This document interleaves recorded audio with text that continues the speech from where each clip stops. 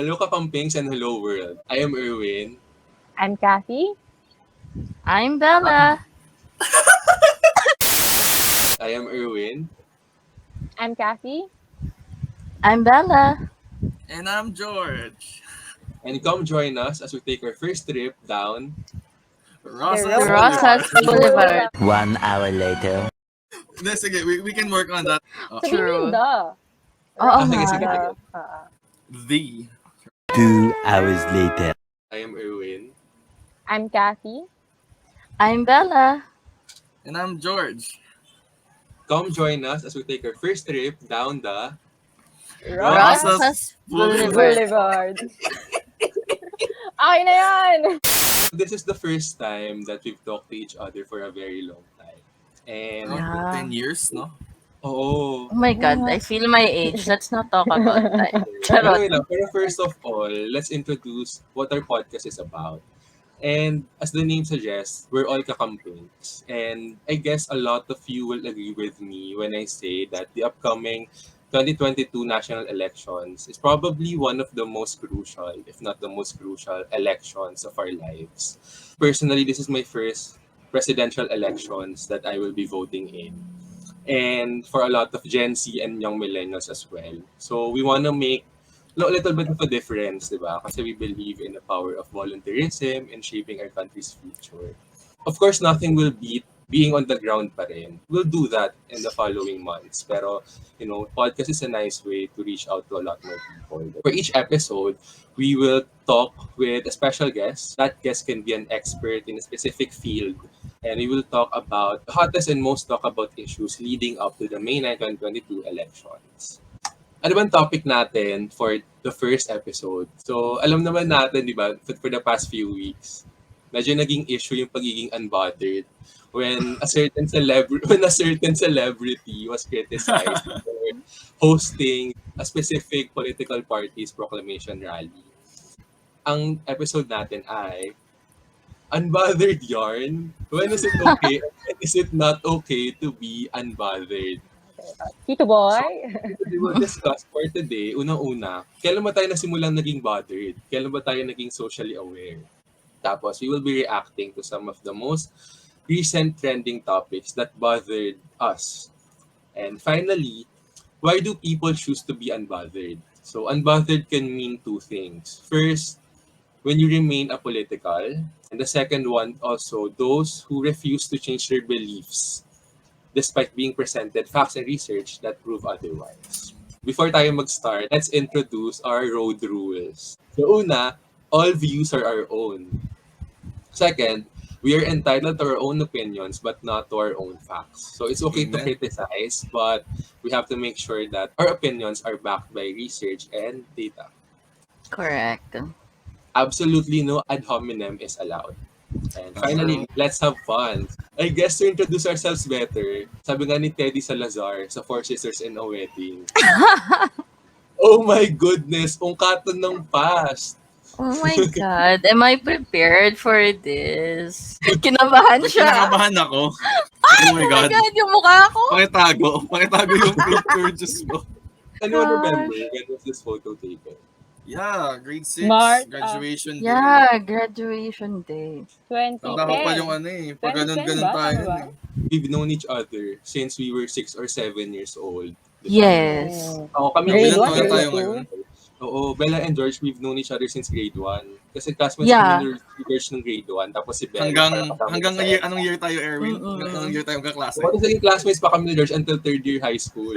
Si Grade Kathy 2. since grade 2. Yeah. Bog Diyos pa ka, din. nai-stress ako Uy, sa hindi mukha rin. ko. Hindi ka marunong mag-blend ng makeup mo, girl. Ano ba? Ayun talaga napansin. I have a feeling that our guest for today, marami rin siyang things from her past na mauungkat natin tonight. Kaya naman, I'm giving the floor to Bella. She was one of our mentors. So it's a really good thing that she was part of the organization that we were also in because she helped us model ourselves kung ano tayo ngayon.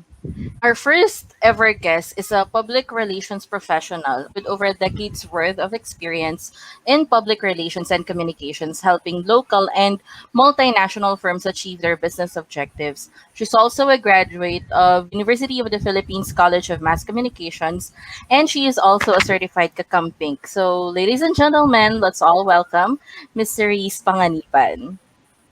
Whee! Ate Hello, Therese! everyone. Hi, ate! Hi! Bihis talaga Ate! ako Yes! para hindi ko alam kung nakukuha sa camera, but it's a light pink. May inungkat kaming past photo. Ready rin ako, pero mauna kayo. Oh my God! Oh my gosh. So ito si Ate Therese. OMG, May ang pagbuhok cringe-worthy. naman. Si George. Oh no! Ang cute niyo. Ano nangyari? Hindi ko rin Recording alam. alam. Makakaloka. Wait, handa rin ako. Oh my May bago gosh. ko. Ito Ano siya. yan? Ala, Flash picture yan. wala kailan yan. Yan. Ayan, ganun ka-age. I think around the same time nung kaninang photo. Ayan. Okay pa Okay. siya. Chine-cherish ko siya. Mm. Kasama Aw. mga sa box of memories ko. We just want to know, Ate Therese, you know naman, kahit before, di ba, you've been a public relations professional. So can you give us a short background about your work or how you do it? So, I've been doing PR for, yun, as you mentioned, over a decade now. Ito yung first job ko actually. And I've been with the same company ever since graduation. So, yung time na nag-mentor ako sa inyo noon, dun pa rin ako. So, Wow. over the years, I've seen PR evolve. Now, with social media and with all these technologies, it has evolved. So, PR right now, kung yung PR right now is so different from PR nung sinimulan ko. So, yeah, we work a lot with different companies, mostly companies, but from time to time, we also have foundations or organizations that are more involved in social development. And we help them communicate their plans, their objectives to their respective stakeholders. Mamaya mapag-uusapan din natin yung a bit of, dun sa background ni Ate Teresa's PR and how it is linked to since campaign period na ngayon. Pero Ate Therese, can you walk us through your day? Like, paano ba nagsa-start or paano ba tumatakbo ang isang araw ng Therese Panganiban? We're all working from home. Depende siya sa araw. May mga times na um, specific sa isang client or isang company yung trabaho. So, I work with a great group of people na minsan we're supposed to do a press release or a PR plan. So, lahat ng coordination namin virtual. We check what's happening sa sa we check with what's happening online. So we check the news, we check social media, kung ano yung mga pinag-uusapan ng mga tao. We check if our clients were mentioned. So we check kung halimbawa, kung na-mention siya, kung ano yung sentiment, kung in what context.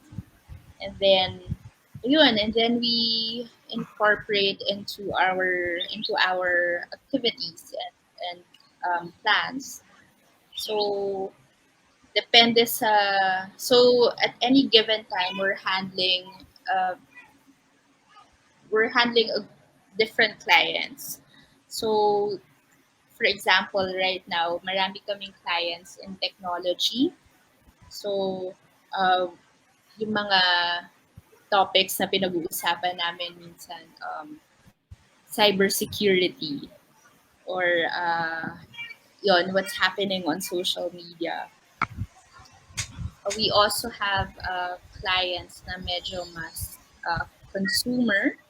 So we would check yung mga, kung sino yung mga trending na influencers or opinion leaders online. You monitor kung ano din yung pulso nung sambayanan regarding Yeah. the products that you advocate for. Since you're in the business of making unbothered people care about a certain product, 'di ba? For your campaigns, in this election season, it must be hitting close to home, no? Well, definitely. Uh, Kahit na kami as an agency, we don't really handle political clients. Pero even our work kasi gets affected by what's happening in politics. Kasi Mm-mm. even if our focus is on business, it doesn't exist in a vacuum eh. May mga clients din kami na invested. So, kailangan naming mag-report sa kanila. Oh, this is what's happening in the Philippines right now. Marami din kasi kaming foreign clients. Mm-mm. So, kinakailangan naming i-update sila what's happening and then tulungan sila para i-process kung ano yung nangyayari so that they in turn can be able to make a decision about their business in the Philippines. I see. Well, I hope with what's currently happening, it's not giving them a bad impression about our country, no? Ah, well, definitely there are, there are some concerns. There are profound concerns. Hindi yung maiiwasan yun. And especially with the roster of candidates that we have right now. Kasi Yeah. it would really um it signals kasi something about the country. You have this kind of lineup. May mga hindi we're not able to hold people accountable even if may mga transgressions sila. So that our country is willing to look the other way kapag um, kapag may wrongdoing. So yung mga ganon. And then also they would look at what's happened. Ano yung effect sa economy. I think Mm-mm. definitely yung economy and is something of a is definitely a concern. Mm-mm. My gosh. Dito ko nga lang na-realize, ang dami palang gymnast sa Pilipinas. Mental gymnast. Charot. Correct. Anyway. Ayan. So, let's move on to the next segment that we have. So, the title of our next segment is actually inspired by one of my favorite Star Cinema movies. And we believe that in order to move forward, which is really true, we shouldn't forget the lessons of the past, diba? It should be your key takeaway. Pero kahit na pinipilit nating ibaon sa limot, God, the past still affects our present and of course, it will definitely affect our future. Kaya naman Ate Therese, ready ka na ba sa My Amnesia Girl? Game. Let's do this. Yan. So, this is basically a deep dive ng mga mangyayari. So, let's just go back. Tignan natin, ano ba yung mga nangyari nung bata pa tayo, which really made us politically awoke, di ba nga sa terms natin ngayon. And so, do you guys remember a particular point in your childhood when you first started to become aware of how politics work? Siguro let's start with Ate Therese. Hmm.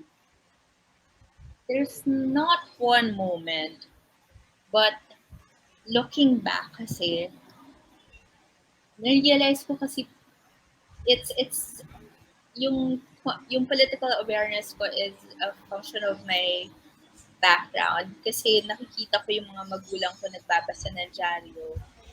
So, pag nakita ko, syempre pag bata ka, di ba may tendency kang manggaya sa magulang. Oo. So, ako din, nagbabasa ako ng dyaryo. Kahit maliit pa. And, may, tas talagang tinatandaan ko yung mga pangalan ng mga madalas kong mabasa. Tapos there was a time nga na siguro 7 or 8 years old ako, kabisado ko lahat ng cabinet secretaries ng administration. Wala. Tapos, yun. Tapos, later on sa school, parang, kasi sa school, madalas din pag-usapan ko na yung nangyayari sa society.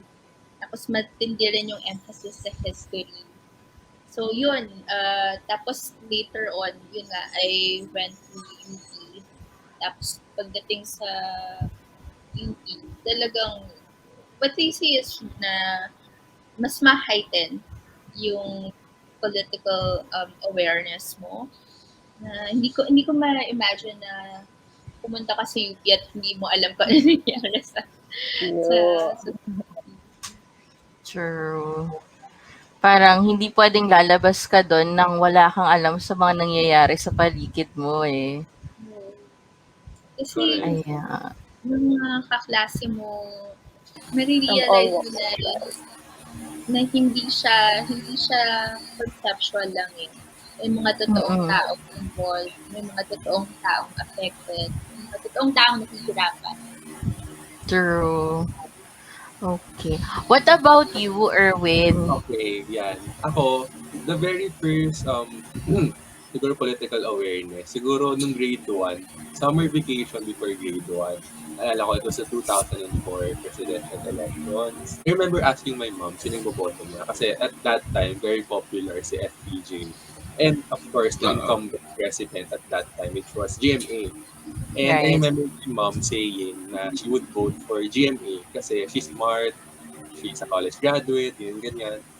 Tapos, naalala ko, kasi di ba after the elections, medyo doon na nagsimula yung mga issue na parang may cheating scandal, ganyan, ganyan. I'm sorry. Charot. Ism teacher tayo, George. Tinatanong niya, sino binoto ng mga magulang niyo? Yan, si Gloria nandadaya, ganyan. Tapos naalala ko, ang dami nagtaas ng kamay sa atin na binoto ng magulang nila si FPJ. So parang nahiya ako, hala, mali pala yung binoto ng nanay ko, ganyan. Wrong answer, ma. May mali answer pala, no? Tapos naalala ko rin, very vivid in my memory, yung nag-speech si Gloria na I am sorry. Naalala ko, naglalakad pa kami noon, pa-away from school to bahay. So, very vivid yung memory na. And definitely, Kathy and I can relate to what Ate Therese said since you also went to the same university, ganyan. So, yeah, heightened awareness talaga pag once you're in UP, you experience it on the ground. Correct. True. Ayan. Yun sa akin naman, kahit na ako yung POSI graduate, actually hindi ako ganun naging involved or naging politically aware kaagad. More of love for history siya and social science. So more of awareness sa mga ganitong events sa high school, ito yung World War, sa Hitler, ganyan. So, okay, understood about it. Pero I was really more of become politically aware sa UP na. Kasi doon nga, from all walks of life, yung nakikita mong mga nagiging classmate mo, and then nakikita mo yung disjunct doon sa pinag-aaralan nyo, and then kung ano yung nakikita mo on the ground, hindi lang sa loob ng UP, but even going, since nagko-commute ako papunta sa UP, doon ko nakikita yung disparity nung ano ba yung mga sinasabi ng mga politician, and then nung 2016 presidential election, doon ko na-realize grabe yung kung gaano siya nakaka-apekto ng buhay ng mga tao. Hindi pa ako bumoto noong 2016. True. But upon, nung nakikita ko na kung sino yung nananalo, parang ito yung iboboto nilang tao. Parang, I remember, after na marinig ko na si Duterte nanalo, bigla ako napaisip, wala, paano pag nag-commute ako, parang yung mga behavior ng mga tao, di ba parang naging aggressive sila, parang biglang may makita ka palang hinuling drug addict, tapos biglang masama ka doon sa operation or what. So, doon ko mas nakita yung naging effect nun sa akin. And, nung nagkaroon ng free tuition sa UP, parang okay yung iba wala na silang pakialam, wala na akong babayaran, ganyan. Pero ako, may outstanding loan pa ako. Parang do'n ko na-realize na kahit nasa isang state university ka, eh, hindi lang yung may means, may capacity ka to pay. 'Pag yung mismong national politics mo ay walang pakialam sa education mo, parang gano'n pa rin. So, do'n ko mas nakita yung disparity ng buhay ng mga tao. So, mas sa UP talaga ako mas naging aware, and then yung na-expose ka na nagtrabaho ka, nag-a-apply ka sa trabaho. Kailangan mo ng pera bago ka magkaroon ng trabaho. Kaya ka nga Yeah. nagtatrabaho para magkaroon ng pera, pero kailangan mo ng pera bago ka magkatrabaho. Parang national ID lang yan, sis. 'Di ba? Kailangan mo ng Oo. ID muna para makapag-ano ka ng 'Di bagong ba? ID. So, minsan hindi talaga siya dun sa, like ako, like political science graduate, pero dun talaga ako mas namulat nung nakita ko na ganito pala yung nasa real world compared dun sa pinag-aaralan. Tsaka, Ikaw, how if about Bella? wait lang, if I may add, di ba, I remember in 2017, di ba parang in drug war, di ba, Ian De Los Santos was killed. Oo. Tapos may isa pa parang batchmate niya yata sa Yes, Magsay. yan sa Maksay nga, meron kaming batchmate. Hindi ako naging close kanya, pero siya yung nag-top 1 actually sa Mati Science Entrance Exam. And I think baka some of us, since nagpa-participate sa mga contest, baka na-meet siya. He was a victim of drug war. Si Angelo Ornaez. So, mas Oh doon yeah, namin, you heard about oo. him. So, doon namin kaya nga ito very important itong elections na ito para sa amin, sa batch namin. Parang, since nalagasan yung batch namin because of the current administration, a lot of, at stake talaga sa election. Oo. Sad. Parang na-remember ko nga yun dahil pinost ni Renz, yung classmate natin nung grade 5, na parang I think it was just personal friend or something. Ganun. For me naman, siguro I became politically awoke. Parang meron ng short stints sa background kasi yung nanay ko would not let a day pass nang hindi siya nakakapanood ng balita. Every day, kahit hanggang ngayon. So, syempre, kahit na hindi mo masyadong naiintindihan, naririnig mo. And then, of course, eventually, as you grow older, mas maiintindihan mo na yung nangyayari. And I think yung parang isa sa mga biggest impact nung childhood ko would be yung nag-hands-on pa tayo. Nung dinala tayo sa, I cannot remember the exact name of the place, pero it's a museum ng mga victims ng martial law. Yeah. Wait lang, I Yun. don't So, really remember that. When was that? Kasama ba ako doon? Oo, I think kasama ka nun. Kompleto tayo nun eh. And parang we went to a museum first and then tsaka tayo dinala dun sa other museum ng mga martial law victims. So they created parang replicas ng mga selda, kung saan nagstay yung mga hinula nila, some of the parang torture chambers, yung mga bunk beds. Wait lang, ito ba yung parang may wall tapos nakalista yung mga pangalan doon? Yes, Okay, ayun. yeah, I think I remember that now.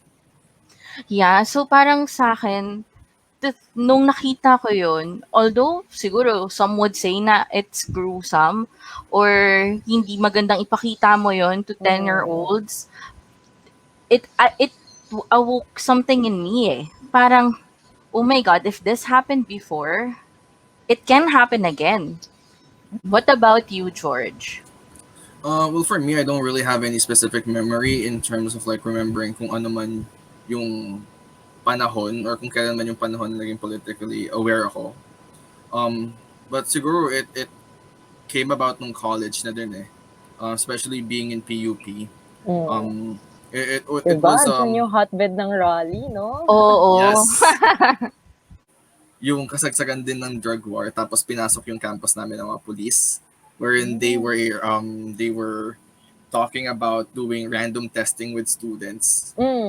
So medyo galit na ako noon. So medyo politically aware na ako. Pero siguro when I entered PUP, I didn't really have much thought when it came to politics.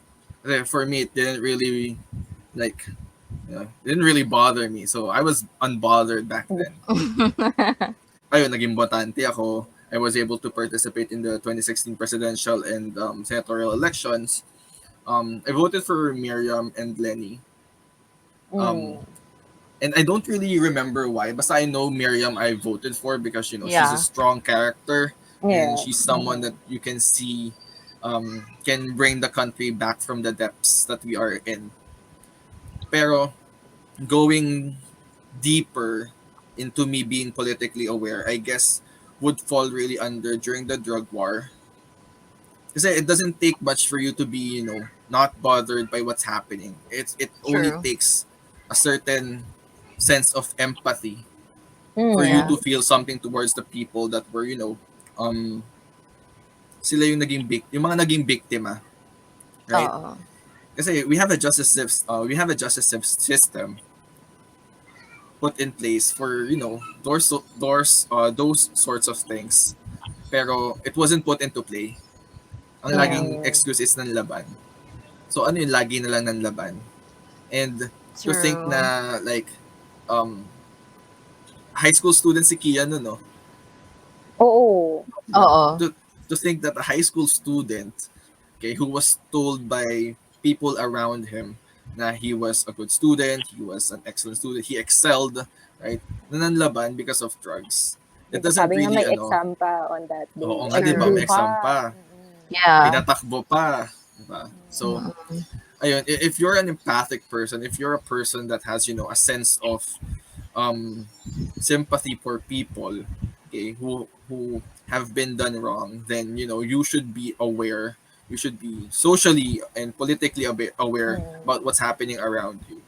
Well, siguro nga 'di ba nag-start siya sa parang simple background natin as young kids and then nag-propagate siya as we grow older. So that I think is really nice na um yung mga natutunan natin na nadala natin and we were able to alam niyo yun, napalago natin siya when we Mm. got older. Kasi may ibang tao talaga na alam niyo yun, even if they have experienced the same things as us, parang they were stuck there na hindi I don't know. Or maybe that's Lumagpas just lang sa me. kanila. Mm. Actually, pero for me, I think factor din na we were in a position of privilege kahit pa paano to be Totoo, exposed Oo. to these totoo. things at a young age. Diba? Naging part tayo ng Hands on Manila and that made us parang politically aware na rin at a young age. Pero for a lot of students our age during that time, they weren't given the opportunity to do that. So, yeah, privilege Or Es- I is think also a mm. factor. Or I Especially dun sa think mga students na wala ding that didn't have much capabilities or yung wala silang access to the news, to yeah, social media. Right now, social media, yun Yeah. yung main natin. mm, Pero before yung mga news, wala silang TV, kahit radyo.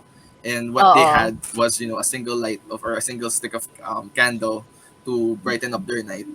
Like, unlike True. us, meron tayong TV, may aircon and all of that. though So, I think the Exactly. experience din naman, I think they do experience kung ano yung parang ini-interpret natin ng mga ganitong Mm. political events. It's just that hindi nalalagyan ng overarching framework na ito yung tawag sa ganitong event na ito. Ito yung oo. dapat mong gawin. Ito yung sunod mong Oo. sundan. Siguro yung iba sa kanila wala lang means to properly process itong mga Mm. kanilang na-experience. Unlike us that we study in school and university. Ito pala yung tawag sa Exactly. ganito. Community pala to. Ganyan, ganyan, ganyan. Mm. So, And Marxism I it's think pala to. actually good na na nabanggit ni Erwin yung privilege. Kasi para sa akin, we are able to be politically aware, to be socially aware kasi we don't have to worry things about saan yes. tayo kukuha na makakain? Oo. How are we Mhm. gonna survive another day?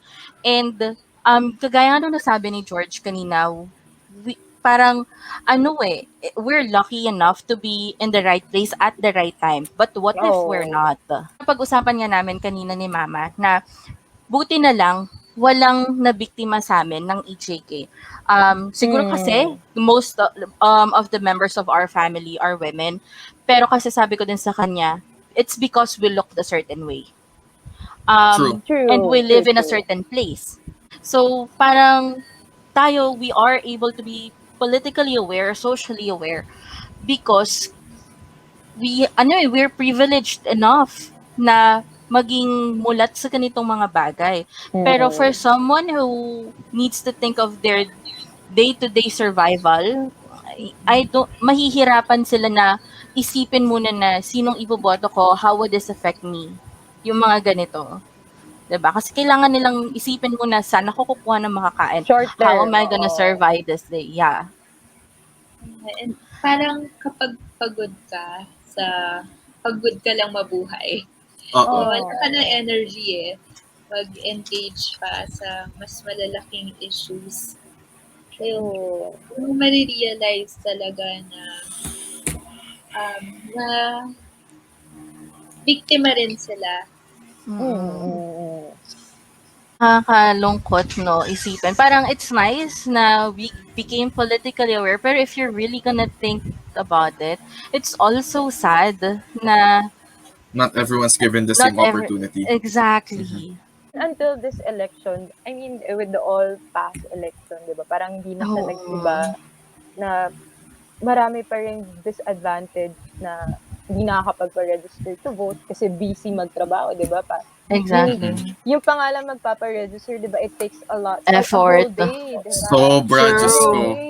Eh, yung kikitain mo sa araw na yon, 'di ba? Parang ikaw iisipin mo rin, pipila pa ba ako? Eh, minsan parang rigged naman yung election. Eh, may makukuha ba akong Exactly. benefit from it? Parang wala naman. So, I would just rather not register to vote, 'di ba? So, parang throughout all of the elections that we have experienced, parang wala pa rin nag-iba, no? Pero I hope Yeah. may mag-iba, 'di ba? Mas with the pandemic, 'di ba? Sana mas True. maging politically aware yung mga tao that a lot are at stake. 'Di ba? Lahat tayo ay kahit hindi ka botante, 'di ba? We Oo. should be aware of these things. Exactly. And speaking of change, para naman sa inyo guys, how do you think would 2022 be different? 2022 elections would be different from our past elections. Ano sa tingin niyo yung magiging iba sa election na to? Siguro let's start with Ate Therese. Honestly, parang yung yung role ng technology, yung in a way nakita na natin ng 2016 eh. Kasi yung 2016, di ba, dun natin nakita yung power ng social media. Tapos yun natin unang nakita yung mga trolls. True. Ngayon, I think mas heightened yung and kahit na sabihin natin na natuto na maraming lessons yung 2016 elections na tinuturo sa atin, na tinuro na sa atin, hindi pa rin natin sila sufficiently natutunan. So we may be committing similar mistakes. And even if pareho yung mistakes, parang mas malaki yung stakes. Well, for Sorry. me kasi, what's different, what I think is gonna be different about this certain election or this coming election is, really the effects of the pandemic. Kasi it gave more avenue for those people who are wanting to, run for a position. It gave them an avenue to do things for the benefit of. I'm not really sure. I'm not saying that everybody is like for the benefit of themselves rather than for the benefit of those people that they are, like covering in a certain area. Like for example, you want to run for mayor, right? And then in your area, you feel like people are um wanting to be given like yung mga ano to? Ang tawag doon? Ayuda ba yan? Oh, Charot. ayuda, ganon. Okay? And then of course, you would brand those ayuda with your name, right? Kasi unlike the previous elections, walang ganon eh.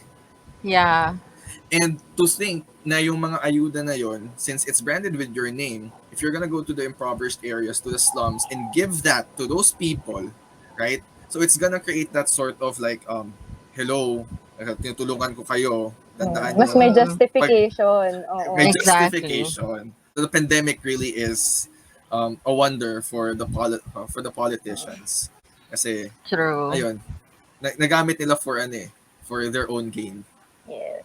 Right? And to add din dun sa sinabi ni George, parang one best example ng mga branded na ayuda would be yung ginawa ni Mayor Vico, 'di ba? Oo. Usually sa mga pinamimigay sa Pasig, may Walang mukha. nakalagay na some sort ng apelyido or Mm. initial nung current Before, oo. administration.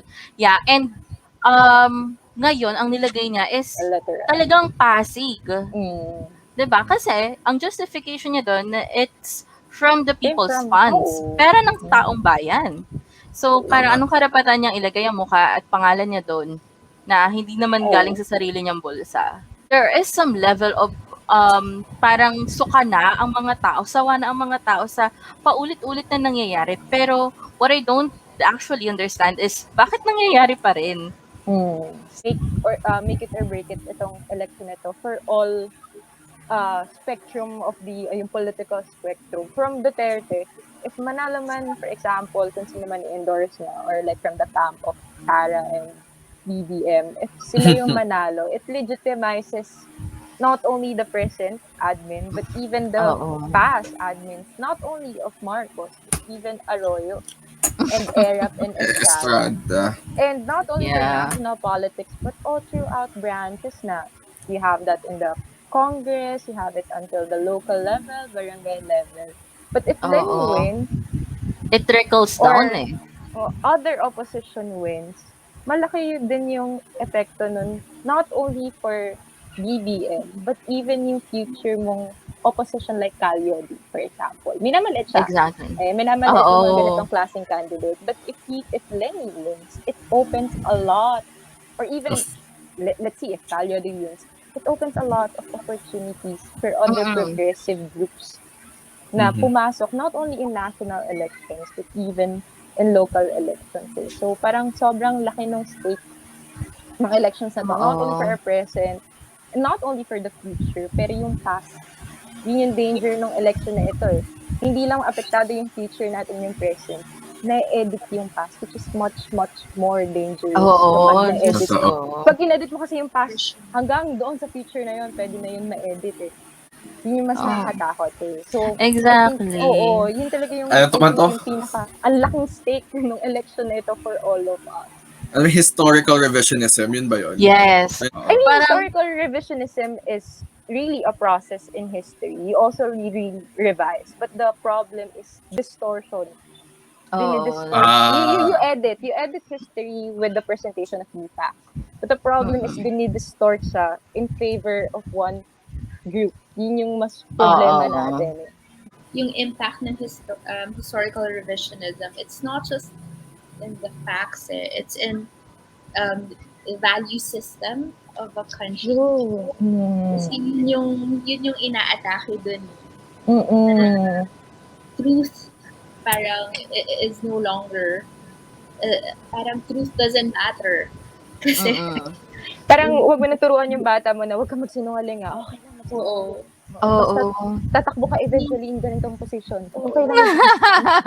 May training pala nung bata pa. Yung mga ganong fundamentals, all of a sudden, they're okay. Nakakaloka. In a seemingly Catholic, majority Catholic. I mean, universal naman, di ba? Na bawal magnakaw. Yeah. Exactly. Bawal magsinungaling. Although sometimes you could do white lies. But it's a universal value. So for our next stop, okay, it's called as Catch Me, I'm Trolling. Okay, Catch Me, I'm Trolling. Oh, sabi nga sa lyrics ng isang popular na song, hindi na po ako kakanta, baka mawalan tayo ng views, ganyan. How can something so wrong feel so right all along? Ayan. So catch me, I'm trolling for you. Sa lahat naman tayo familiar na sa word na troll, bilang sabi nga ay 2016, ayan, mas nakita natin yung rise or surge ng mga trolls na ito, and they have become very much rabid and aggressive given the platform, lalo na nga usong-uso ang social media nowadays. So in this segment, Ma'am Therese, we will put your PR skills to the test. So titignan natin, let's have the opinion from our PR specialist kung naging effective nga ba yung mga PR events or yung mga events na ito for PR purposes. So on the screen, we will be showing some of the most trending topics. So, iba dito, mainit-init pa rin hanggang ngayon. Pinag-uusapan po. Hindi lang sa atin, pandi pinagpiestahan ng mga trolls din. So, talaga nga namang marami ang nabother. So, now the question, okay, is it a PR win or a PR disaster? So, meron tayong 4 na isa-cite, ma'am, na trending topics. So, unang-una dito, it's loading. So in February 1, non-government organization YPS or Young Public Servants posted on their Facebook page a short video starring actress Angelica Panganiban. So in that video, Panganiban recalls being cheated on by her ex. Sabi ko, bakit parang iba yung topic ng video? Saan kaya papunta itong video ni Angelica Panganiban? But at the end, she encourages the public not to vote for cheaters or mambubudos. So after some years of parodies and controversy, so 2 weeks after, meron ulit part 2 yung video ni Angelica Panganiban. And dito, I think we can see na medyo straight to the point. Mas na-hit na, direct to the point. Kung ano ba pinagtutunguhan ng video. So she said, never again, never forget tayo. Huwag bumoto na magnanakaw. And then the tagline, huwag magpapabudol. Okay. So maraming na-bother and unbothered din sa video na ito ni Angelica Panganiban. So for you, ma'am, do you think it's a PR win, not only for Angelica, but even kung ano ba yung message na tinutumbok ni Miss Angelica Panganiban dito? Or is it a PR disaster, you could say? For me, it's a win. It's kasi right now, wala na tayong magagawa dun sa talagang sarado yung tenga. Ang kailangan nating pag-focusan is yung mga undecided. Yung mga hindi pa sila, yung mga namimili pa. And I think the material was able to help kahit papano plant a seed and help them really think about their choice for the upcoming elections. I think this is a good material, not just because pareho kaming panganiban, but, but it's a pure win for me. So sa tingin niyo, ma'am, mas effective po ba pag hindi ganun straight to the point or direct to the point yung material, especially in the context of political campaigns? There's a different material for many different contexts and needs, and I think may time na kailangan mo ng mas obvious ng messaging, pero may times din na kailangan mo medyo mas creative, medyo kikilitiin mo yung imagination or yung i-entertain mo yung tao. So, like in this case, akala mo yung love life niya yung pinag-uusapan. People know naman na she's dated a few other actors in the past. So, kumbaga, yun yung pinagagalingan nila na, and then, dinirect nila unti-unti yung mga tao na, actually, ito yung usapan. It's not about her love life. It's about your life. And what's really, I think, good doon sa unang video ni Angelica is it's something that piqued your interest eh. 'Di ba? Kaya nagkaroon ng reactions yung other other campaign parties na to do something similar to what she did. Actually, it's the same with a different message. So, parang for you to start a trend like that, you really pick the interest of the masses. And para sa akin, importante yon, lalo na nga dun sa mga undecided na pwede pang masway yung vote nila. Actually, I read somewhere, parang I remember her publicly stating na she regretted voting for Duterte last 2016. This was during the time na, during the pandemic, yung parang pinatawag si Mayor Vico sa NBI kasi parang, naalala niyo ba yun? Yung parang, yung efforts niya kasi to give pandemic relief. Ay, oo. Yung sa tricycle drivers ba yun? Oo. So, I think it's also a testament na she honestly believes in this. Hindi lang siya binayaran to do this kasi it hits Ooh. close to True. her. Especially na her home station was closed down during or Mm. before the pandemic or during the pandemic rather. And it for me it was effective kasi nakita naman natin yung response ng kabilang kampo. Meron agad silang video the Di next ba? day which we will talk Flatter, about in our next episode. Oo. copying is the highest form of flattery. Tawag Correct. yung Correct. True. pinagsasabi, di ba? And I think, Na-bothered sila. oo. Mm. But just to add to what Erwin said, na it's good nga din na I remember that na she said nga na she regretted voting for Duterte, and now she's voting for Lenny, na Mm. at least just to tell people na it's okay to change your mind, na Yeah. redeemable pa kayo. So there's nothing wrong na uh, you're allowed to change your choices based on the information that you have right now. So, ayan. So, yung first example natin, it's a PR win. Yeah, okay. So, how about our next? Okay. Ito, after nitong Angelica Panganiban series, I hope mayroon pang part 3, no? Sana Oo nga maglawas-was na eh. next, di ba? So, ito naman next, in a series of videos written and directed by a very controversial director, Daryl Yap. Mapait daw ang kape ni Lenlen. So, it can be deduced that the videos serve as a thinly veiled attack aimed at Vice President Toni Gonzaga. Very obvious naman din kasi yung pangalan, di ba? One video in particular, dubbed as Pagod Lenlen, it received a backlash, not only from kakampings, but even from others na hindi pa rin sway, and Yeah. even from other presidential candidates, on how it makes a mockery of people who work 18 hours or more daily.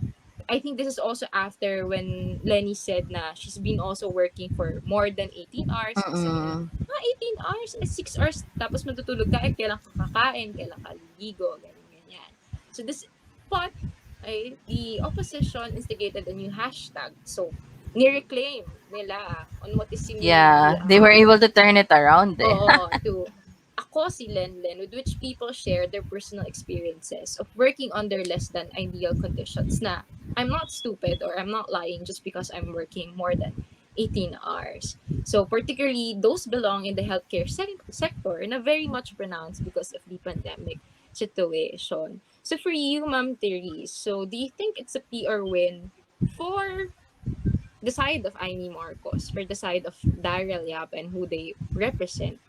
Or is it a PR disaster? Same goes. Is it a PR win din po ba for the camp of Lenny and the other presidential candidates as well? I'm looking at yung audience ng undecided. Mm. Kasi if you've chosen a side, parang dun magdidepende yung answer mo whether it's a win or a fail. But I think for the undecided, yung material na ni Iris, medyo it alienated many Hmm. na Mm. na sobrang pagod na magtrabaho. Na True. sasabihin ba naman na parang kasi in-validate, di ba, yung hard work and yung long hours nila, na it's been made fun of by True. someone who's had a lot of comfort and privilege all her life. Mm. And iniisip ko, coming from, if I were on the sides, makita ko yung ganyang material, and knowing na kahit na sabihin na hindi eksaktong 18 hours, hindi ganun ka-long yung hours ko. Oo. I know of many people na talagang Ganun yung mahaba sitwasyon. and pagod na pagod. And Yeah. parang kawawa naman sila. So I think it alienated many people, and which at this point, but dapat nililigawan mo sila eh. Mm. Oo. But Totoo. do you think, ma'am, could it translate to or directly affect Bongbong Marcos? Kasi hindi naman siya yung nagsalita sa video si Aimee. Do you think it would have a, well, it would have an impact, but do you think it would be a very big impact to Bongbong's campaign po? Ah, it hindi malaki, but I think it will help chip away some of the, or at least parang again dun sa realm ng mga undecided. Decide. Oo. So it would prevent, it would parang people would be more parang they would really question whether the Marcos family understands what they're going through, Mm. understands their reality if pinagtatawanan yung 18 hours na trabaho. First of all, for a sitting senator to agree to do something like that. So Dami niyang time, no? I'm really judging her lack of judgment and lack of foresight. And Oo. just for me, what does that say about our political culture? A sitting senator would mock people who are working more than 18 hours a day, considering na most of our frontliners or healthcare workers were really struggling during the pandemic and are still struggling right now. For Amy Marcos to be relevant at a time like this, parang 10 or 20 years ago, hindi natin Hindi siya na natin siya makita. Diyos ko, So, girl, kahit nga sobrang nakaupo siya, di dami natin siya niya. ramdam. Correct. Kailan ka lang makikita pagka may Lenlen series?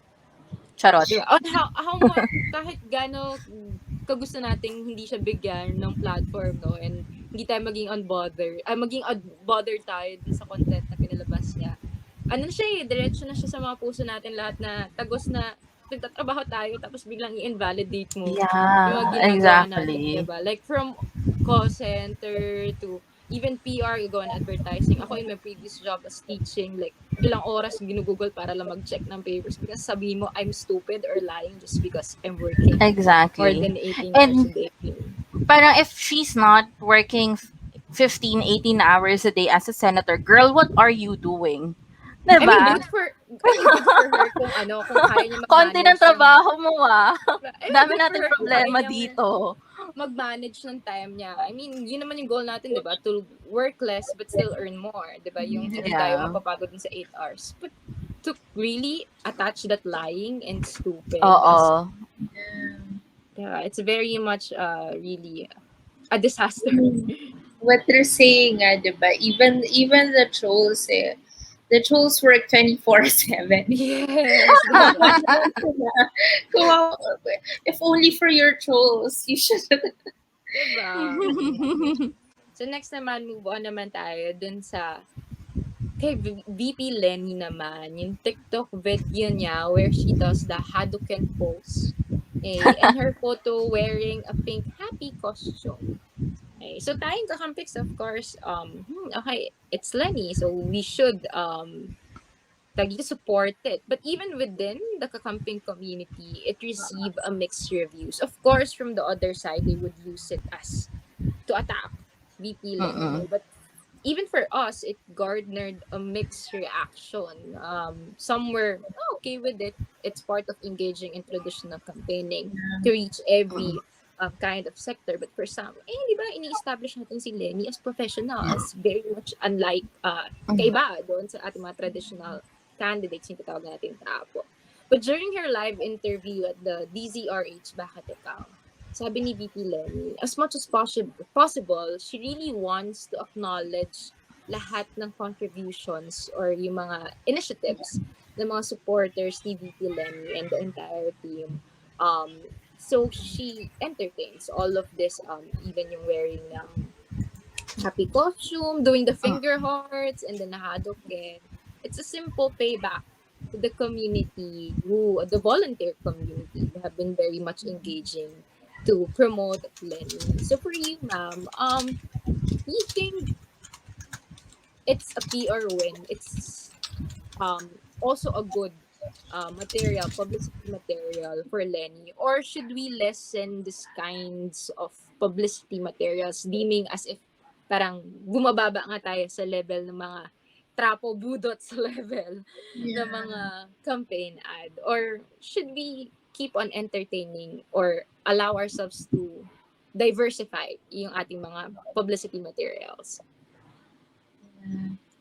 I think well, in both cases nga, di ba, volunteers yung nag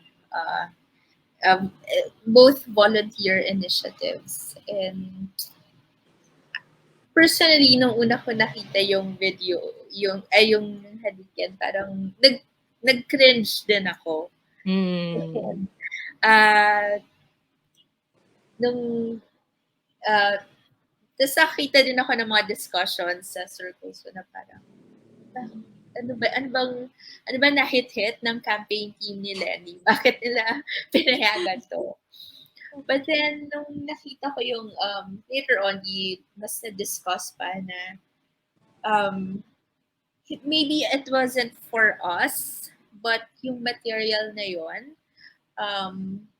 worked for other people na may mga aminin natin na may segment pa rin ng population natin na kailangan, na mas gusto nilang ine-entertain sila ng mga politiko.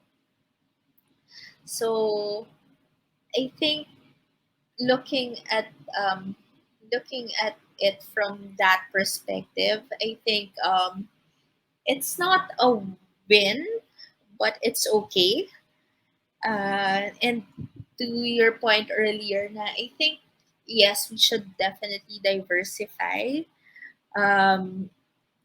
Yung kailangan natin ng wealth of materials targeted to different demographics, different sectors, especially because yung voter base natin is very fragmented. And kailangan din nating intindihan na what works for certain demographic may not work for others. And hindi porke hindi nag-work sa demographic natin, i-dismiss na natin or hindi na natin gagawin, hindi na natin i-engage yung sector na yun. We need all the votes that we can get. And I think, yeah, and I must say the way she answered later on when she was asked about those, na she wanted to honor the volunteers, and yun nga yung the fact na pinagtatawanan siya is a small price to pay. I think that was brilliant. Na parang it made you realize na even if you don't like it, for someone, for a leader who's willing to, who really values the efforts of the people working with her, I think that was brilliant. That was parang sabi ko, gosh, she really has my vote. Diba, parang ako hindi ko maisip yung ganong sagot, pero siya, Oo. the mind of VP Lenny. Diba? True. Same. Actually, nung tinanong siya nung question na yun during the debate, parang sa isip ko, kung ako yung sasagot nun, parang magiging petty ako na, bakit? Gusto ko eh. Oo. Pero, Kayo nga, diba? Budot sa diba? budot kayo. Oo. I think it really resonated with a lot of people na she really values the contributions of her supporters. Parang recently, I was watching a Facebook live of her na she was showcasing yung mga binibigay sa kanyang Oo. things during her Diyos ko, campaign. parang Mga ano na bag. yun, no? Online store sa dami. Correct.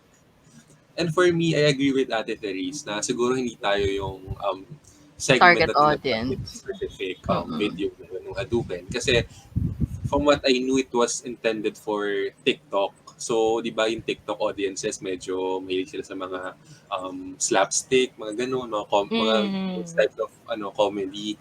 So, I think it's also a testament to how VP Lenny embraces all types of supporters, di ba?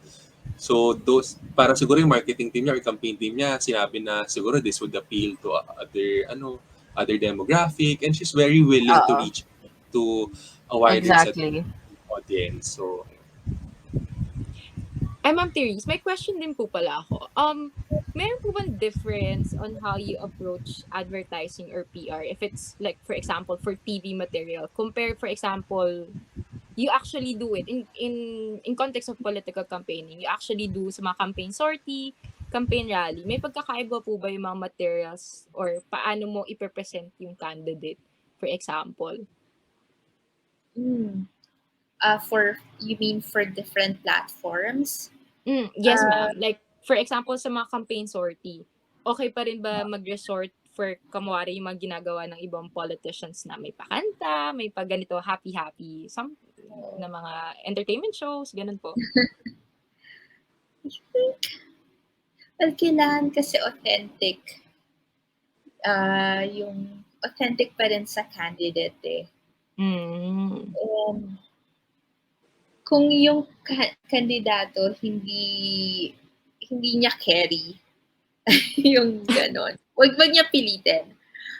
But at the same time, kailangan din niya mag-effort to meet yung audience niya where they are. So for example, halimbawa, yung setting na, alam mo yun, yung nasa barangay, yung nasa kalsada, and yung audience mo, mga galing basketball, yung galing sari-sari store, yung hindi mo sila hindi ka magsi-speech doon about foreign policy or kung paano mo palalaguin yung GDP by X%. Ganyan. Even if talagang yun yung plataforma mo, kakausapin mo sila about trabaho, about paano mo pagagaanin yung buhay nila. Hindi, just even yung style mo, hindi kayong seryoso, magiging mas mag-effort ka na maging mas relatable. Hindi mo kailangan sumayaw if hindi ka komportable. Although I think sa Pilipinas, or lalo na yung kapag yung mas masa yung audience, kailangan mas may effort ka pa rin na maging entertaining and engaging sa audience. So, about Bella, meron pa bang additional insight on this one? Siguro sa akin, napapahapyawan ko lang kasi I'm not sure if I've really watched the whole Hadouken clip. Pero, nung in-explain niya na it is a small price to pay to entertain yung mga pagod ng supporters, health workers, and people who believes in her. It's something na you're willing to do that. You're willing to actually reach out to those people. Siguro nga tama sa Ate Therese that we're not the target audience for that video. Pero for me, ibig sabihin lang nun, despite knowing that TikTok as a social media platform is really saturated by the opposition campaign, talagang sinusubukan niyang mag-reach out pa rin. And it says something na if she's trying to reach out to those who doesn't believe in her, what if siya yung nakaupo? Diba? Maybe there's also something that she would do in order to bridge yung mga opposing sides so that we can really, makabangon tayo sa kung ano mang dulot nitong pandemya na to our economy, our daily lives, and whatnot. Yes. Thank you. So we're really looking forward pa sa kung anong klaseng campaign materials or campaign ads yung ipakita pa ng team ni VP Lenny. And not only for VP Lenny, but even Vice Presidential candidate, Senator Kiko, and then even the whole senatorial slate pa. So we're looking forward kung anong klase pang mga contents ng campaign ads ang kanila mabibigay. And the last issue, ito very, very controversial until now. Even nataob niya pa sa trending ang kanyang kandidatong ini-endorso. So mas sumikat pa, mas trending pa yung mismong host. kesa dun sa ini-endorsong candidate. Okay? So dubbed as the ultimate multimedia star, Toni Gonzaga came under fire last February 8 after hosting the Unity Proclamation rally at the Philippine Arena in Bulacan. So during the event, Gonzaga also warmly introduced senatorial aspirant Rodante Marcoleta, who was one of the 70 representatives who voted against the renewal of ABS-CBN, which is the company na pinagtrabuhan ni Toni Gonzaga. So aside from hosting the event of BBM, naging very much controversial din yung pag-endorse niya sa mga candidates na mismo nagpasara ng kanyang home network. So, Gonzaga directly responded to her critics when she posted screenshots of the event with the hashtag Unbothered on her Instagram story. So, ayan na nga, mas naging trending word na Unbothered and Toni Gonzaga. So, among those who expressed their disappointment was award-winning director Eric Mati. In a lengthy Instagram post, Mati called Gonzaga's unbothered attitude brazen, arrogant, snooty. Pero unbothered pa rin si Tony even after. And then, yun nga, nag-resign na siya from PBB and still hosting yung mga Unity Proclamation rally. So, Ma'am Therese, do you think it's a PR win or a disaster for Tony and even for other celebrity endorsers? Gaano ba kalaki yung at stake? Ano yung risk and returns if you endorse a or if you engage in political campaigning? Yeah. Iniisip ko kung ano yung kung kamusta yung career niya after ng elections.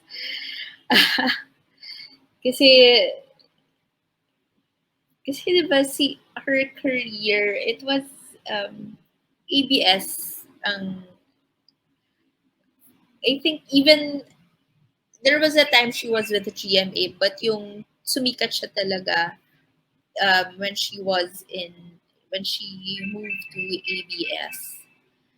And for her to have parang forgotten all that and sided with the people who had ABS closed, parang it's signaled to the industry na she doesn't mind burning bridges.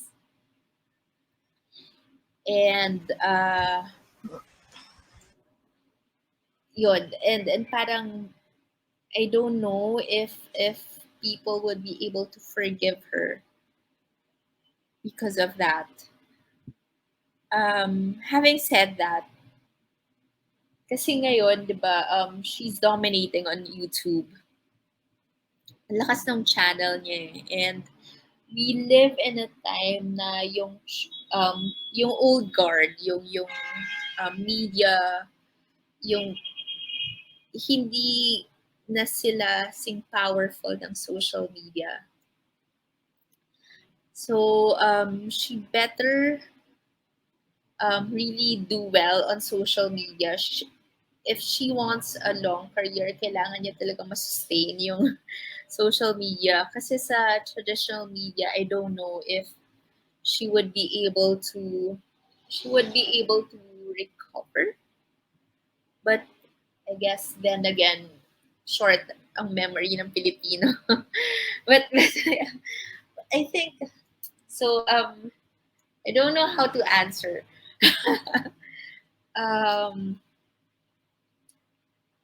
She's getting paid a lot, so I think it's a win for her. Ay, ayun ma'am, makikichika din kami ma'am doon. Alam niyo po ba ma'am kung magkano ang kinikita ng mga celebrities in political endorsement? Do you have any idea? Depends pero sa kanya, malaki. Sobrang laki ng binayad sa kanya. True. Enough to risk, no? I don't have the number, Oo. but it was parang 100 million something. Parang it's really big.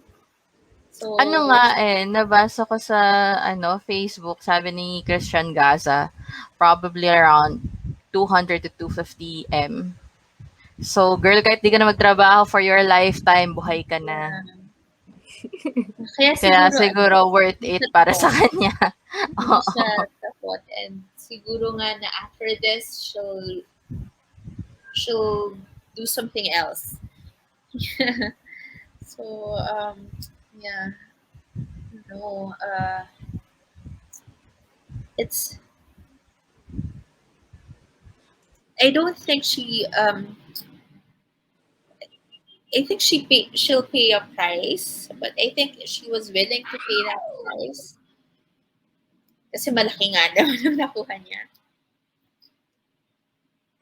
How about for Erwin and Bella as well? So, also a follow-up question na din. So, in this age na rin, in this kind of election, kailangan pa rin pa ba natin ng mga celebrities in endorsing our politicians? Should we still give them a platform, or should we still use it to convince other people to get swayed into voting our politician or our candidates? Or time na ba na i-revamp at wag na silang wag nang bigyan ng power yung ganito, no? Kasi for some, they use it also as a platform to Mm-mm. run in the next election. So, hindi lang siya, True. okay, endorse ko muna. Tapos, sunod, as a kickback, Testing the okay, waters. testing the True. waters. So, is it time to um, lessen the influence of celebrities into our political arena? Parang ganun. In the formal political arena. I think siguro that would depend on the celebrity na mag-endorse. Kumbaga, we should look at their moral compass. Kasi Toni Gonzaga is, parang isa siya sa mga prominent icons ng Christians dito sa Pilipinas eh. So, also looking back sa career niya, di ba, she came from Channel 7, yung GMA. And I believe during the time na lumipat siya sa ABS, she said that she's thankful na she's part, or she was part of GMA, and that um, as part of that gratitude, yung kumbaga main show na nagpasikat sa kanya, which is Eat Bulaga, she said na never niyang kakalabanin. To which didn't really happen. Parang nagkaroon siya ng show pantapat sa Itbulaga din. So, parang girl. Parang sa akin kasi may history ka na of you eating your own words. Plus, you as a Christian would endorse who's unknown. Diyos ko, nakalagay pa nga sa Google. As per Google, world's greatest thief. Yeah, Diba? because she did pa a movie on martial law, diba? Mm-mm. Diba? I don't think people from her own home network would want to work with her. For others na may delikadeza and self-respect, I don't think people would want to work with her. Yung galit ko kay Tony at that time was more on yung statement niya na panalo na si Marcos, and kay Apo Lakay, kay Marcos na parang bumalik yung parang ganun. So, dun mas directed actually yung galit ko kay Toni Gonzaga. But I think for others, even though sabi nga ni Ma'am Therese, yung mga undecided, yung mismo nililigawan natin, yung iba sa kanila mas na-bothered because of the endorsement of True. Marcoleta. Kasi parang it speaks na, hindi naman sa sinasabi natin dapat lagi ka may utang na loob dun sa mga, sa boss mo kung nagtrabaho ka rin naman. Pero at the same time kasi, di ba, delikadesa din.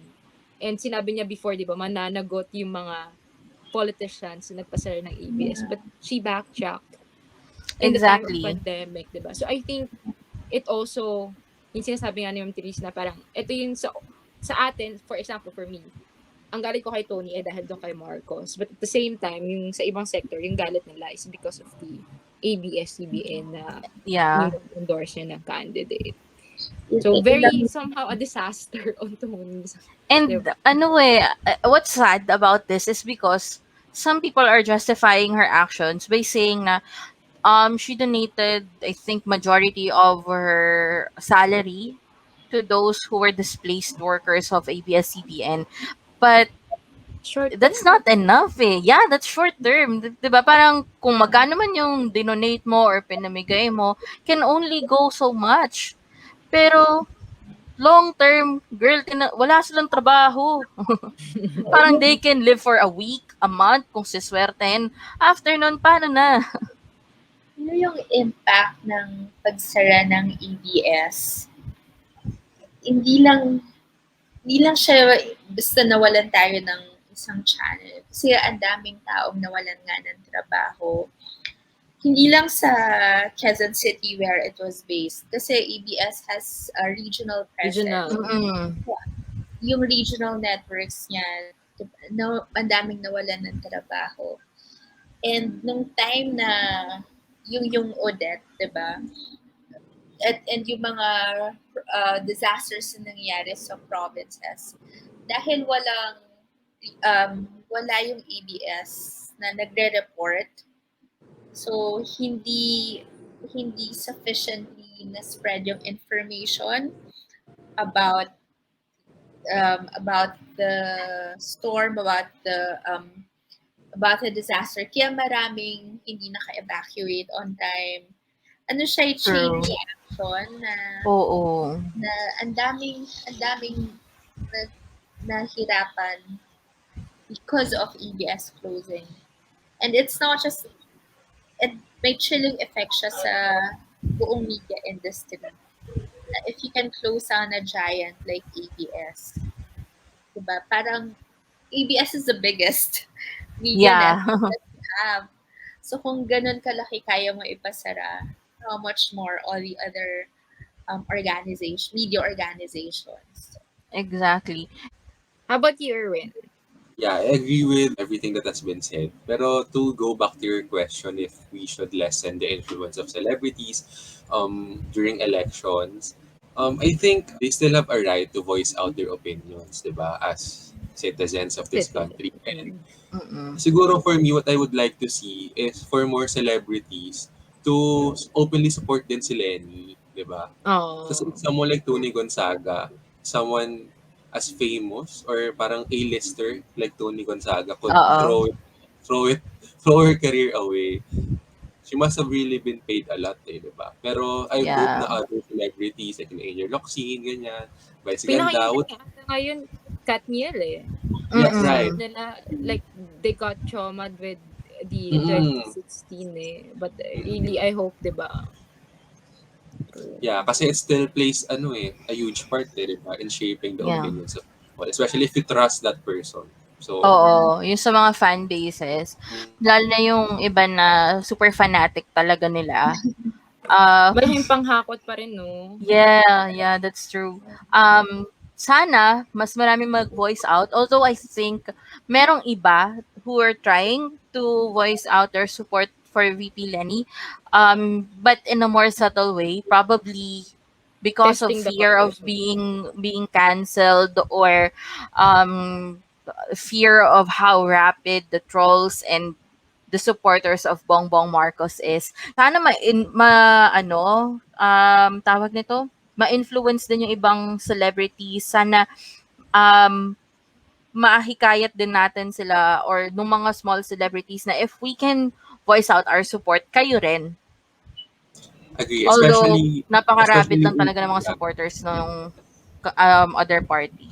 yeah, especially ABS-CBN stars. Kasi they True. already lost their franchise eh. What more can they lose, di ba? So this is the Exactly. elections of a lifetime talaga for them. So please speak Mm. up.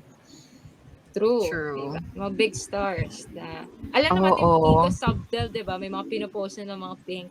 But we need Naka-pink confirmation. shirts, Oo, we really ganyan. need confirmation from them. And yung presence Mm. din nila, even for example, campaign sorties, yun yung, hindi lang sa panghakot siya ng crowd, but Oo. because I think it's also an opener. Pinagkakatiwalaan sila ng mga tao.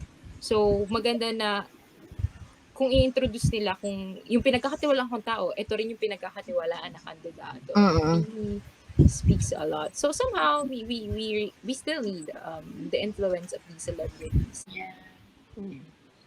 So Ma'am Therese, before we close this one and segment, what do you think could be your suggestions or advice coming also from not only us being a kakamping, but from the PR perspective, on what more can we do, the Lenny team could do to mas ma-impact pa yung PR or yung campaign ng not only for Lenny but for the entire slate, and how do we react, how should we also react to the PR of the other party.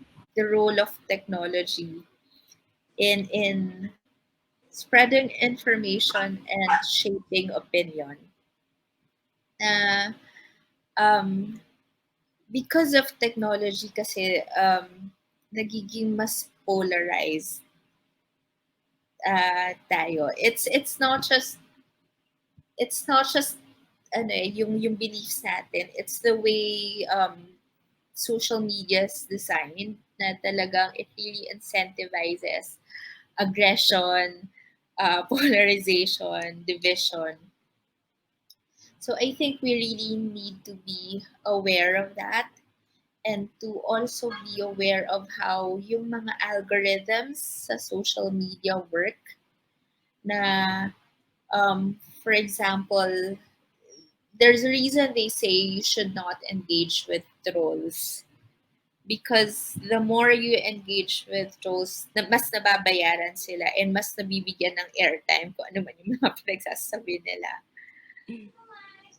But at the same time, you should engage the undecided sa circles natin. So the key is knowing the difference kung sino yung mga trolls at sino yung mga undecided or even persuadables. Yung mga they're into originally they're into BBM and Sarah, but very shallow lang yung affinity nila and persuadable naman sila. Often ito yung mga kaibigan natin or yung mga kamag-anak natin. So I think for us, what we should do is really just continue sharing kung ano yung mga beliefs and values natin. Sharing them not just online but also in our networks, in real life. I think conversations, yung art ng conversations is still talagang is still powerful in persuading people. And I think yun yung nakakalimutan na.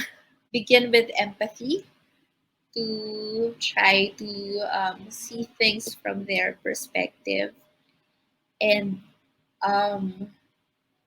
not being pushy with your beliefs, but making space, holding space for them and their experiences, and finding ways to talk about how yung candidate na pinaniniwalaan mo can help make their lives better. So hindi nag-work talaga yung pang-aaway. I've never heard of anyone who changed his or her mind dahil inaway siya ng ng supporter ng isang candidate. It's more dahil lagi siyang iniimbitahan, lagi siyang kinakausap. I think based nga 'di ba sa experience natin, it's really yung unti-unting exposure that made us who we are. So patient lang tayo. But patient but persistent. I know na marami tayong pinag-usapan na topics and conversations nangyari online, but I think equally, if not more important, yung nangyayari in offline. So, yung mga nakaka-encounter natin, kahit nga yung mga casual na, halimbawa, mga nakakasabay lang natin sa,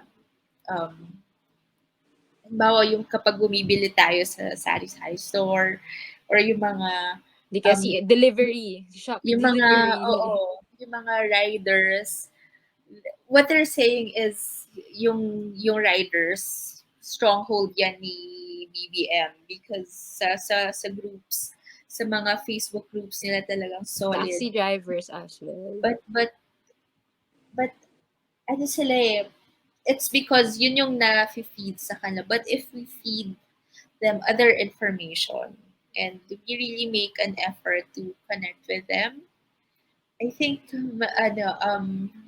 by we would be able to win one vote at a time. And important din yun. Thank you, Ma'am Therese, on those inputs then on how we process all of this PR campaigns, not only in the traditional social media, but even how we transcend and then apply it on the ground. We're down to the home stretch. Nasa home stretch na tayo ng biyahe natin. So, Ate Therese, pinapatawag ka ni Big Brother. So, papasok na ngayon sa confession room. So, dito sa segment na to, this is our last segment and we will test your candor and honesty. So, all lights are on you. You will only hear your side and you only need to be honest at sabihin ang nilalaman ng puso mo. So, Ate Therese, I only have 2 questions for you. So, first, why is it important to have a strong woman in a seat of leadership? Reviewing yung nangyari itong pandemic na to, a lot of the countries that had a good response to the pandemic were led by women. Uh, and I think it's part ng socialization din ng women na they've been able to make um, data-driven, in well thought out decisions that help mitigate the impact of the pandemic.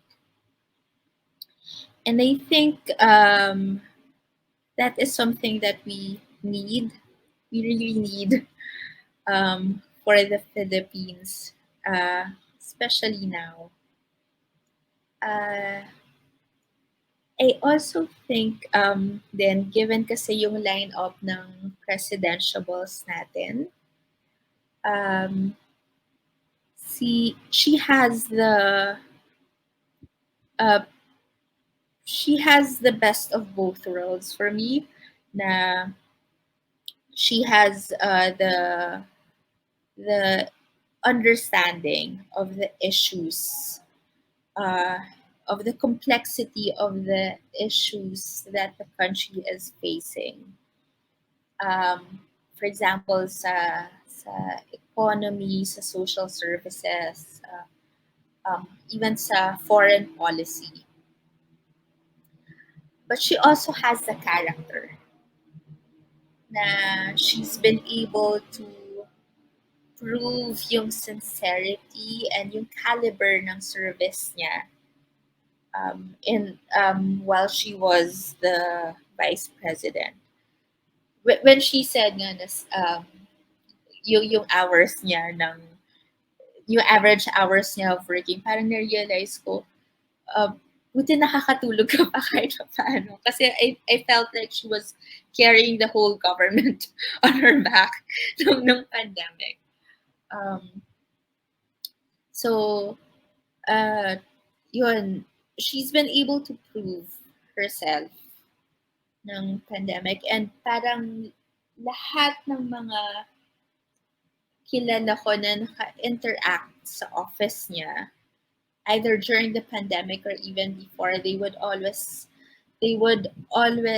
emphasize yung transparency and yung honesty nung service. Yeah. And also yung efficiency na she's able to deliver what needs to be done and even exceed expectations. We all know naman kung paano siya ginipit in terms of budget, and yet she's been able to do more than other agencies that have more resources at their disposal. And I think that's what we need moving forward. Now we know na sobrang limited ng resources natin. So we need someone who can mobilize resources and people to be able to address yung mga problems or issues that the country is facing. And we need someone na we can trust with the money na alam natin hindi na nakawin. So, yeah. Yes, I couldn't agree more. So, it brings to mind what Lenny said back in 2016, di ba? The last man standing is a woman. So, let's manifest that this 2022 elections. And for our million-dollar question, Ate Therese, Okay. when is it okay and when is it not okay to be unbothered? Dun muna ako sa when is it not okay to be. I think we really should care about um, I think we should know our values and we should fight for our values. And if you don't um, if you don't stand for anything, you'll fall for everything, diba? That's what they say. Na um, kailangan talagang ina-articulate natin yung mga principles natin. And when something, when we see important violations to our values, we should really call them out.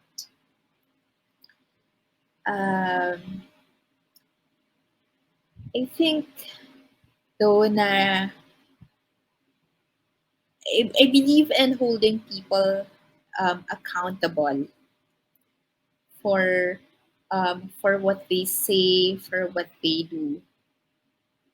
Um, so whether it's a big celebrity or it's someone in our circles, whether kamag-anak or kaibigan, lalo pa nga pag kaibigan natin, di ba? If we really care for them, we will call them out if mali yung pinaniniwalaan nila or if hindi, if harmful yung ginagawa nila, whether sa kanila or sa others in their circle. Having said that, hindi rin ako naniniwala in canceling people. I think kasi when you cancel people, di ba, you really cut off and parang stuck na sila doon. I believe that people can grow, people can change. So we should allow people to grow and to change. But that doesn't mean that we will just give them blanket forgiveness. Na it's still important to again hold them accountable. So I think yun yung I think we should really care. We should really be bothered kapag things are kapag kapag nakikita natin na certain values are being violated, certain fundamental values are being ignored or dismissed or abused. But at the same time, we also need to take care of ourselves then. Um, kasi mahaba ang laban. And we need to know na we need to be able to take care of ourselves na to be able to live and fight another day and to understand din na behavioral and cultural change is not instant. Hindi siya yung parang social media, magbabago ka lang ng status. Mahaba ang laban and it's possible nga na buong buhay natin lalaban tayo. So, may mga, hindi lang itong issue to yung kailangan nating harapin. Lalo na mga bata pa tayo. Millennial pa rin naman ako. Bata pa tayo and marami pa tayong kailangan harapin. So, we also need to take care of ourselves. So, I think it's about finding the balance. And finding the balance and knowing knowing how to pick your battles. But you need to be able to choose your battles.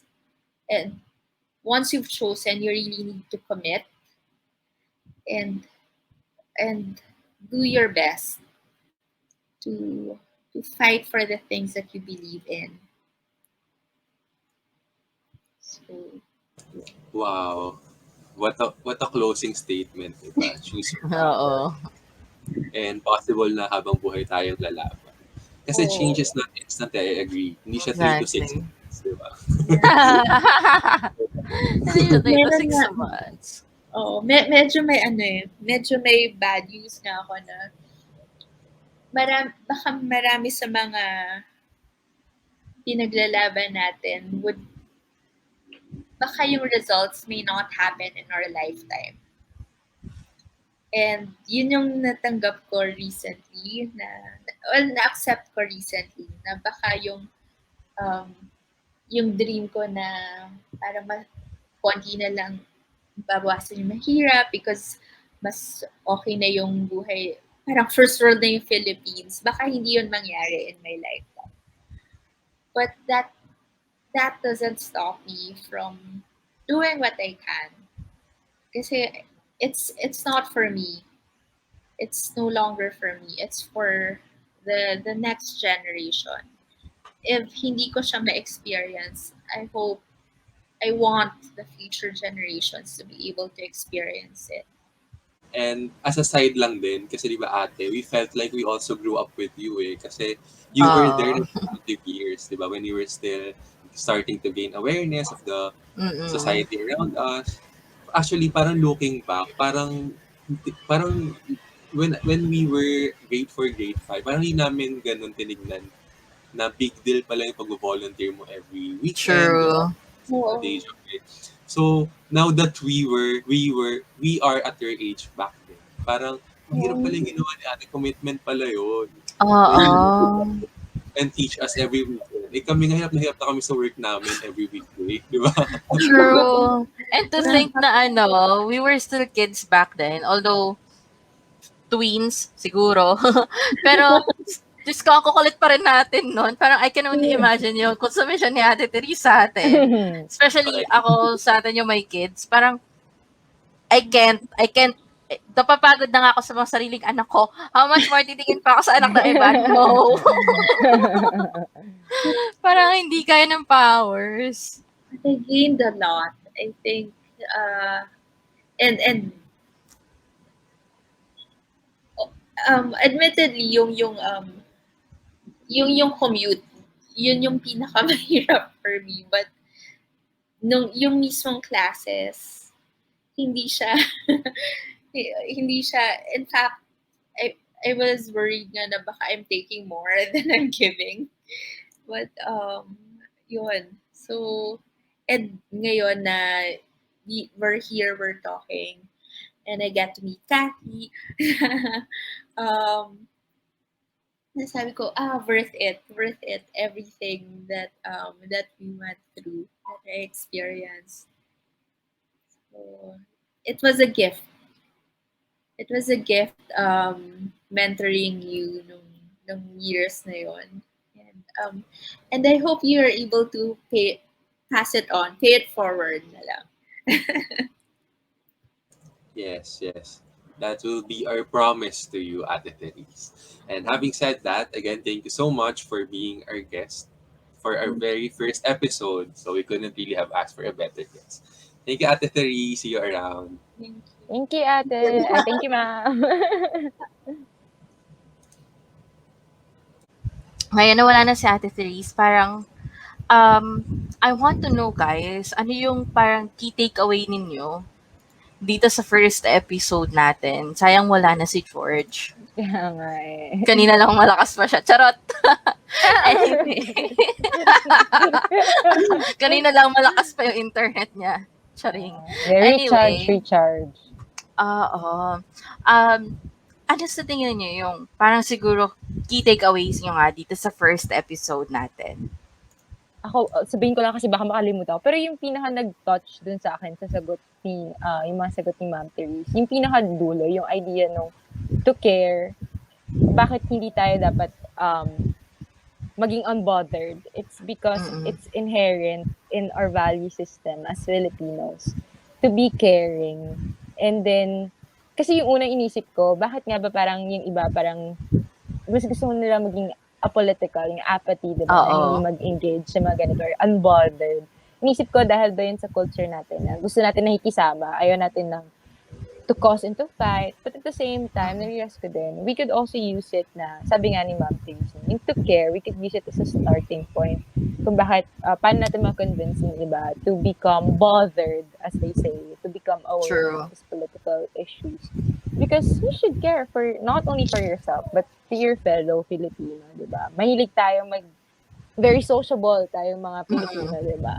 So, yung pagiging sociable natin, we should also extend it to politics, which affects every day of our lives. And aside from that, siguro yung another takeaway ko rin from Ma'am Therese is also, I think much work that we need to do is for those who are still remaining as wala pa decision or yung mga undecided pa. Then I think yung pinakamalaki yung work na kailangan natin gawin. Even for my students who have been sharing, ma'am, hindi po ba mananalo na talaga si Bongbong? Or di kaya, ma'am, bakit we need to take a risk kahit mababa yung numbers nila yun?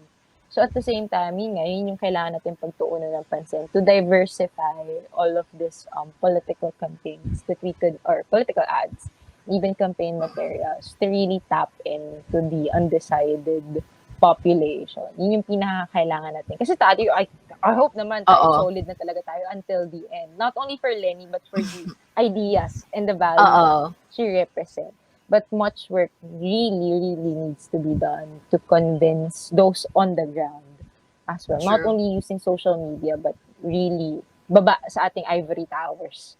At kausapin talaga sila. Yun. Correct. Bumaba sa laylayan, di ba? As Lenny. Yes. At wag lang makipag-away. Correct. Personal note. Correct. Yeah. Same. Guilty. Tamaan tayo dun eh. No?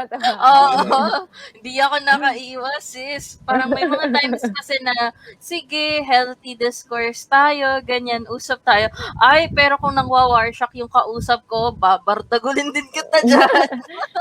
Reserve mo na. Sa'yo yung radical love. Sa amin na yung bardagulan, gano'n. Oo. Kasi naman, may mga times nakaka-trigger din talaga.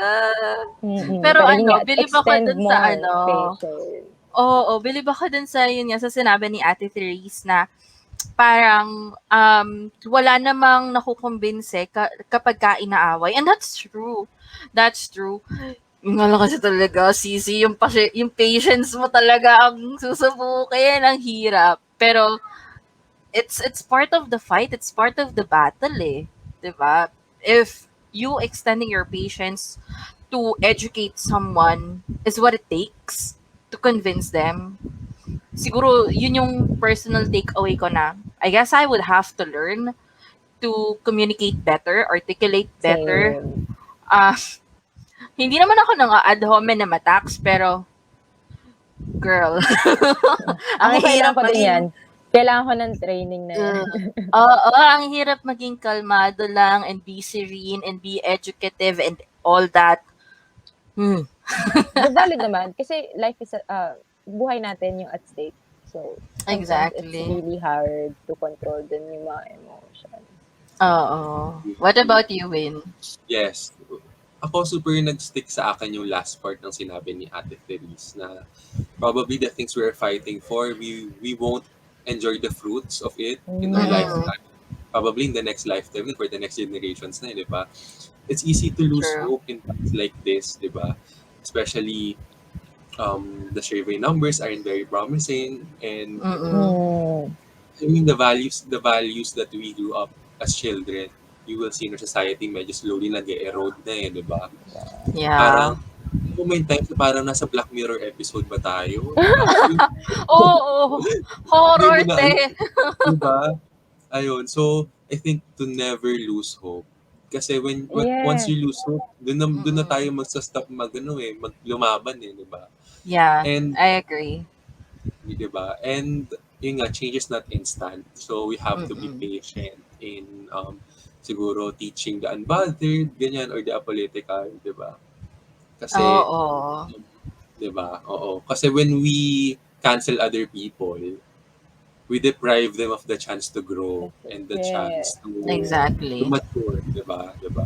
And dito sa laban na 'to, kailangan natin ng mas maraming tao eh. Kailangan natin Tao. ng mas True, maraming true, true. believers. So we have to get True. them on to our side. So yun, never lose hope and keep fighting.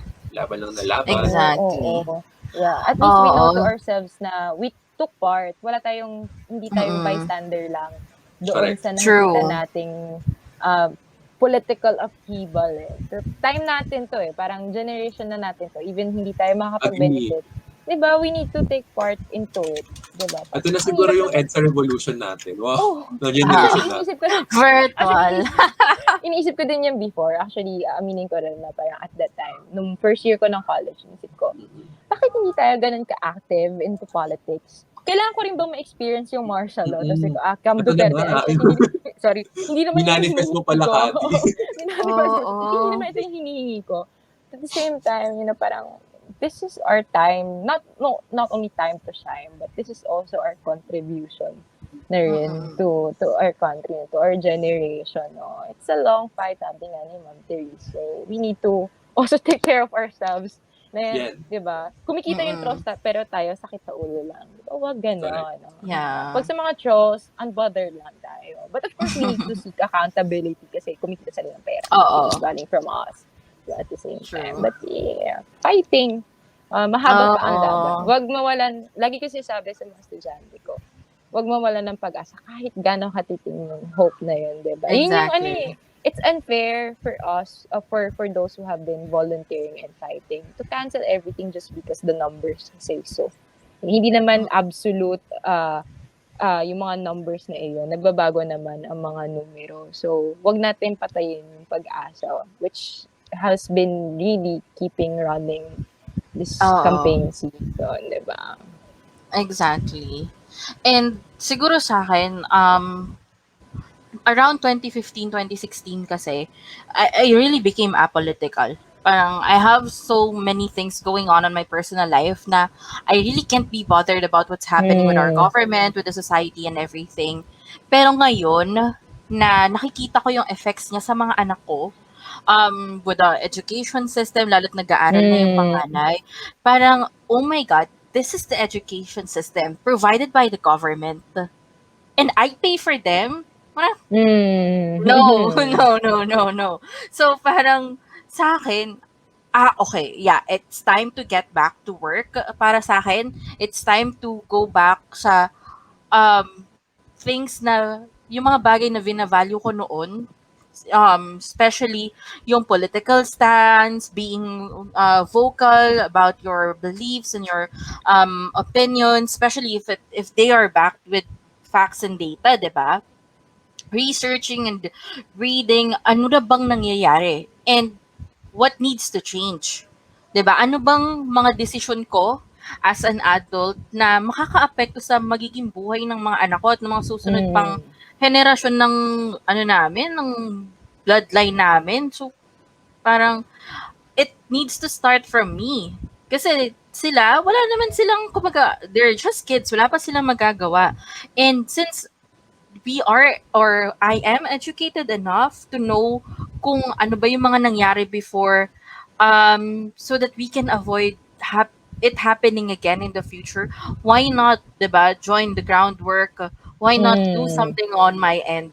If we're really gonna look back into our history, it has happened before wherein we've been to um situations wherein it really does seem hopeless, 'di ba? Pero we are able to turn the things around. We just have to, do what is necessary and do what is right. So para sa akin, yun yung napaka-importante. I also agree with what she said na we have to keep on fighting the good fight. Pero for me, we also need to choose our battles. Mahabang laban ito at hindi po pwede na, kumbaga, yun nga, mga away or lalabanan mo everyone or anyone who is against you. You have to choose your battles in a sense na talaga bang makikipag-away ka dito or maybe there's another way to, you know, convince them to side on your side. So siguro that those are some things that I can ponder about before I go to sleep tonight. Yes. Yun na, siguro last emphasis na rin natin na we also need to take a rest sometimes, no? Take a step back. Kasi minsan, Oh, masyado na tayong immersed into it that we become clouded with, exactly. parang close-minded na rin tayo katulad ng mga True. kinakalaban natin.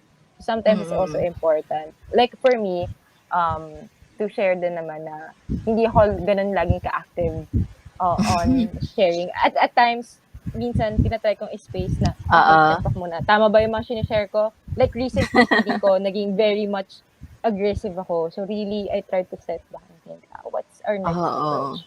So, in order to endure this long fight, for all of us, we also need to somehow take a risk kasi nga, it's a long fight that we Exactly. need to endure. Yeah. That's true.